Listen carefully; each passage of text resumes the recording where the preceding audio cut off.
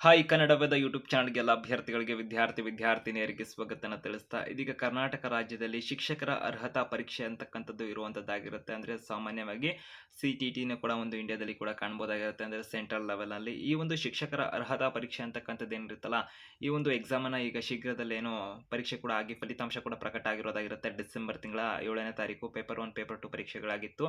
So December ತಿಂಗಳ 23ಕ್ಕೆಲ್ಲ ರಿಸಲ್ಟ್ಗಳು ಪ್ರಕಟ ಆಗಿತ್ತು. ಇದರಲ್ಲಿ ಅಭ್ಯರ್ಥಿಗಳಿಗೆ ಸಾಕಷ್ಟು ಅಭ್ಯರ್ಥಿಗಳು ಅಪ್ಲಿಕೇಶನ್ ಈ ಬಾರಿ ಹಾಕಿದ್ರು. ದಾಖಲೆಯ ಪ್ರಮಾಣದಲ್ಲಿ ಅರ್ಜಿಗಳು ಬಂದಿತ್ತು ಅಂತ ಹೇಳ್ಬೋದು. 3.35 ಲಕ್ಷ ಅಪ್ಲಿಕೇಶನ್ಗಳು ಪ್ರಕಟ ಆಗಿದ್ರೆ ಬಂದಿದ್ರೆ ಅಭ್ಯರ್ಥಿಗಳ ಕಡೆಯಿಂದ. ಅದರಲ್ಲಿ 93ರಿಂದ 94% ಅಭ್ಯರ್ಥಿಗಳು ಪರೀಕ್ಷೆಗೆ ಹಾಜರಾದರು ಪೇಪರ್ 1 ಮತ್ತೆ ಪೇಪರ್ 2ಗೆ ಅಂತ ಮಾಹಿತಿಗಳು ಇರುವಂತದ್ದಾಗಿರುತ್ತೆ. ದಾಖಲೆಯ ಪ್ರಮಾಣದಲ್ಲಿ ಕೂಡ 93,000 ಆಸುಪಾಸಿನಲ್ಲಿ ಅಭ್ಯರ್ಥಿಗಳು ಈ ಒಂದು TETಯನ್ನು ಕ್ವಾಲಿಫೈಡ್ ಆಗಿರುವಂತದ್ದಾಗಿರುತ್ತೆ. ಪೇಪರ್ 1 ಮತ್ತೆ ಪೇಪರ್ 2ಗೆ ಸಂಬಂಧಪಟ್ಟಂತೆ 2025ರಲ್ಲಿ ದಾಖಲೆ ಪ್ರಮಾಣದಲ್ಲಿ ಅಪ್ಲಿಕೇಶನ್ ಕೂಡ ಬಂತು.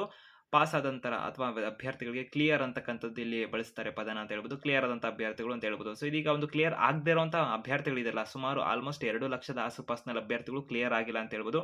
ಈ ಅಭ್ಯರ್ಥಿಗಳಿಗೆ ಸಂಬಂಧಪಟ್ಟಂತೆ ಇದೀಗ ಎಲ್ಲರೂ ಕೂಡ ವೈಟ್ ಮಾಡ್ತಾ ಇರ್ತೀರಾ, ಮತ್ತೆ ಅವಾಗ TET ಆಗುತ್ತೆ ಆಗಿದ್ರೆ ವರ್ಷನೇ ವೈಟ್ ಮಾಡಬೇಕಾ ಹಾಗೆ ಹೀಗೆ ಅಂತೆಲ್ಲ. ಸದ್ಯಕ್ಕೀಗ ಅಭ್ಯರ್ಥಿಗಳಿಗೆ ಗುಡ್ ನ್ಯೂಸ್ ಅಂತ ಹೇಳ್ಬೋದಾಗಿದ್ದು, ವರ್ಷದಲ್ಲಿ ಇನ್ನು ಮುಂದೆ 2 ಬಾರಿ TET ಎಕ್ಸಾಮ್ ಅನ್ನ ನಡೆಸೋದಕ್ಕೆ ಸಂಬಂಧಪಟ್ಟಂತೆ ಶಿಕ್ಷಣ ಇಲಾಖೆ ಕಡೆಯಿಂದ ಅಸ್ತು ಹೊಂದಿದ್ದಾರೆ. ಅಂದ್ರೆ ಪರ್ಮಿಷನ್ ಕೊಟ್ಟಿದ್ದಾರೆ, ಗ್ರೀನ್ ಸಿಗ್ನಲ್ ಎಂಬ ರೀತಿಯಲ್ಲಿ ಮಾಹಿತಿಗಳು ಬರ್ತಾ ಇರೋದಾಗಿರುತ್ತೆ.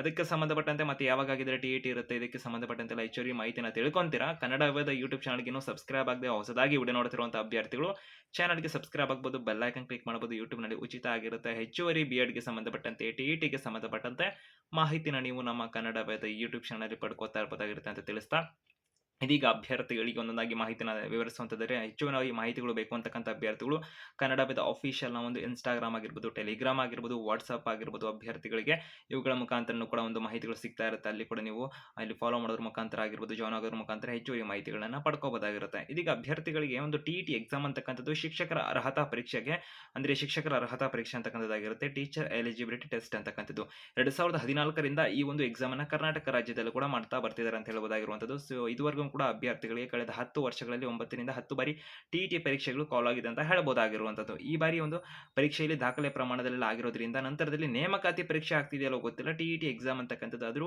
ಆಗ್ತಾ ಇದಾವೆ. ಬಟ್ ಅಂದ್ರೆ ಎಲಿಜಿಬಲ್ ತಗೊಂಡು ಏನ್ ಮಾಡೋಣ ಅಂತ ನಮ್ಗೆ ಕೆಲ ಅಭ್ಯರ್ಥಿಗಳು ಇರಬಹುದಾಗಿರುತ್ತೆ. ಬಟ್ ಆದರೂ ಕೂಡ ಒಂದು 1ರಿಂದ 5ನೇ ತರಗತಿಗೆ ಬೋಧನೆ ಮಾಡಲಿಕ್ಕೆ, ನಂತರದಲ್ಲಿ 6ರಿಂದ 8ನೇ ತರಗತಿಗೆ ಬೋಧನೆ ಮಾಡಲಿಕ್ಕೆ ಪೇಪರ್ 1 ಮತ್ತು ಪೇಪರ್ 2 ಅಂತ ಒಂದು ಎಕ್ಸಾಮ್ ಅನ್ನು ಇಟ್ಟಿರೋದಾಗಿರುತ್ತೆ. ಈ ಒಂದು ಎಕ್ಸಾಮ್ಗೆ ಸಂಬಂಧಪಟ್ಟಂತೆ ಇದೀಗ ವರ್ಷದಲ್ಲಿ 2 ಬಾರಿ ಮಾಡಬೇಕು. ಯಾಕಂದ್ರೆ ಅಭ್ಯರ್ಥಿಗಳಿಗೆ ಒಂದು ವರ್ಷದಲ್ಲಿ ಏನಾದರೂ ಮಿಸ್ ಆಗಿ ಸಣ್ಣ ಪುಟ್ಟ ಮಿಸ್ಟೇಕ್ಸ್ ಗಳನ್ನ ಮಾಡೋದ್ರ ಮುಖಾಂತರ ಅಭ್ಯರ್ಥಿಗಳು ಒಂದೊಂದು ಮಾರ್ಕ್ಸ್ ಎಲ್ಲಾದ್ರೂ ಕ್ಲಿಯರ್ ಆಗಿಲ್ಲ ಅಂತಂದ್ರೆ ಆ ಅಭ್ಯರ್ಥಿಗಳಿಗೆ ನೇಮಕಾತಿ ಪರೀಕ್ಷೆಗಳಿಗೆ ಎಲಿಜಿಬಿಲಿಟಿನ ಇರುವುದಿಲ್ಲ ಆ ಅಭ್ಯರ್ಥಿಗಳಿಗೆ. ಯಾಕಂದ್ರೆ ಒಂದು ವರ್ಷ ವೆಯ್ಟ್ ಮಾಡಬೇಕಾಗುತ್ತೆ. ಮತ್ತೆ ಆ ನೇಮಕಾತಿ ಪರೀಕ್ಷೆಗಳೇನಾದ್ರು ಮಿಸ್ ಆದ್ರೆ ಅಭ್ಯರ್ಥಿಗಳಿಗೆ ಮತ್ತೆ 3-4 ವರ್ಷ 5-6 ವರ್ಷ ನೇಮಕಾತಿ ಪರೀಕ್ಷೆ ಹಾಕೋ ತನಕ ಎಲ್ಲ ವೆಯ್ಟ್ ಮಾಡಬೇಕಾಗಿತ್ತು. ಈ ಒಂದು ಕಾರಣಕ್ಕೆ ಸೆಂಟ್ರಲ್ ಲೆವೆಲ್ ಅಭ್ಯರ್ಥಿಗಳು ಗಮನಿಸಬಹುದಾಗಿರುತ್ತೆ. CTET central teacher eligibility test ಅಂತಕ್ಕಂಥ ಒಂದು ಎಕ್ಸಾಮ್ ಏನಿದೆಯಲ್ಲ, ಅದನ್ನ ವರ್ಷದಲ್ಲಿ 2 ಬಾರಿ ಮಾಡ್ತಾ ಇದ್ದಾರೆ ಅಂತ ಹೇಳ್ಬೋದಾಗಿದ್ದು. ಸೊ ಅದೇ ರೀತಿಯಲ್ಲೇ ರಾಜ್ಯದಲ್ಲೂ ಕೂಡ ಇನ್ನು ಮುಂದೆ ವರ್ಷದಲ್ಲಿ 2 ಬಾರಿ TET ಎಕ್ಸಾಮ್ ಅನ್ನ ಮಾಡೋದಕ್ಕೆ ಸಂಬಂಧಪಟ್ಟಂತೆ ಶಿಕ್ಷಣ ಇಲಾಖೆ ಕಡೆಯಿಂದ ಇದೀಗ ಮಾಹಿತಿನ ಬರ್ತಿದೆ ಅಂತ ಹೇಳ್ಬೋದು. 2 ಬಾರಿ ವರ್ಷದಲ್ಲಿ 2 ಬಾರಿ TETನ ಮಾಡೋದಕ್ಕೆ ಇಲಾಖೆ ಕಡೆಯಿಂದ ಒಂದು ಗ್ರೀನ್ ಸಿಗ್ನಲ್ ಅನ್ನ ಕೊಟ್ಟಿರೋ ರೀತಿ ಮಾಹಿತಿಗಳು ಲಭ್ಯ ಆಗ್ತಿದಾವೆ.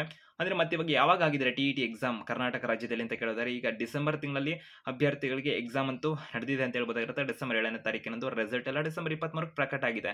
ಅಂದ್ರೆ ಮುಂದಿನ ಆಲ್ಮೋಸ್ಟ್ ಅಭ್ಯರ್ಥಿಗಳಿಗೆ ಸದ್ಯಕ್ಕಿರುವಂತಹ ಮಾಹಿತಿಗಳ ಆಧಾರದ ಮೇಲೆ ಮುಂದಿನ 2026ರ ಮೇ ತಿಂಗಳಿನಲ್ಲಿ 2ನೇ ಬಾರಿಗೆ ಅಂದ್ರೆ ಮತ್ತೆ ಒಂದು ನೆಕ್ಸ್ಟ್ TET ಎಕ್ಸಾಮ್ ಕಾಲ್ ಆಗ್ತಿದೆ ಅಂತಕ್ಕಂಥ ಮಾಹಿತಿಗಳು ಅಂದ್ರೆ ಇಲಾಖೆ ಕಡೆಯಿಂದ ಮೇ ತಿಂಗಳಲ್ಲಿ 2026ರಲ್ಲಿ ಮತ್ತೆ TET ಎಕ್ಸಾಮ್ ಅನ್ನ ನಡೆಸ್ತಾರೆ ಅಂತಕ್ಕಂಥ ಮಾಹಿತಿಗಳು ಸದ್ಯಕ್ಕೆ ಲಭ್ಯ ಆಗ್ತಿದಾವೆ. ಸೊ ಅದರ ಬಗ್ಗೆ ಹೆಚ್ಚುವರಿ ಅಪ್ಡೇಟ್ಸ್ ಇನ್ಫಾರ್ಮೇಶನ್ ಬಂದಾಗ ಆಗಿರ್ಬೋದು, TET ಆಗಿರ್ಬೋದು, BEdಗೆ ಸಂಬಂಧಪಟ್ಟಂತೆ ಕನ್ನಡ ವೇದ ಯೂಟ್ಯೂಬ್ ಚಾನಲ್ ನಿಮಗೆ ಮಾಹಿತಿಗಳು ಸಿಗ್ತಾ ಇರುತ್ತೆ. ಅದಕ್ಕೆ ಚಾನಲ್ಗೆ ಸಬ್ಸ್ಕ್ರೈಬ್ ಆಗ್ಬೋದು, ಬೆಲ್ ಐಕನ್ ಕ್ಲಿಕ್ ಮಾಡ್ಬೋದು. ನಿಮ್ಮೆಲ್ಲ ಸ್ನೇಹಿತರಿಗೆ ಮರೀದಿ ವಿಡಿಯೋನ ಶೇರ್ ಮಾಡಬಹುದಾಗಿರುತ್ತೆ. All the best.